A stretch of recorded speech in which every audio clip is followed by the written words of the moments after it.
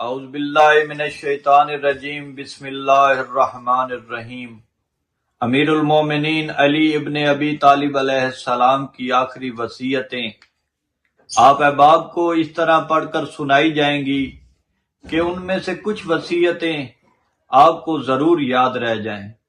نہج البلاغہ مکتوب نمبر 47 بعد الضربت ملعون عبد الرحمن ابن ملجم جب علی ابن ابی طالب علیہ السلام کو گھر لایا گیا تو علی علیہ السلام نے امام حسن و حسین علیہ السلام اپنی تمام تر اولاد، اپنا کنبہ اور ہر اس شخص کو جس تک یہ تحریر پہنچ رہی ہے نصیحت کرتے ہوئے فرمایا، اے میری اولاد، اللہ تعالیٰ سے ڈرتے رہنا اور اپنے معاملات میں نظم و ضبط رکھنا۔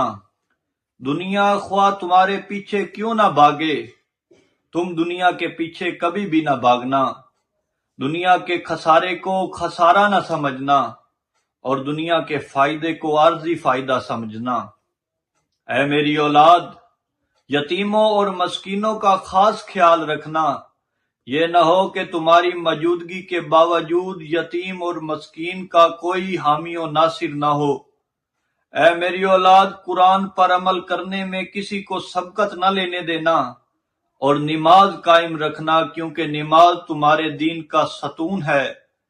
اے میری اولاد، جہاد سے کبھی غافل نہ ہونا، اپنی زبان، اپنے مال و جان سے خدا کی راہ میں جہاد فی سبیل اللہ کرنا اور خانہ خدا کو کبھی بھی اپنی موجودگی سے خالی نہ ہونے دینا۔ آخر میں امیر المومنین علی ابن ابی طالب علیہ السلام نے اپنی اولاد کو نصیحت کرتے ہوئے فرمایا کہ یہ نہ کہنا کہ امیر المومنین قتل ہو گئے، امیر المومنین قتل ہو گئے اور مسلمانوں کے خون سے ہولی کھیلنے لگنا۔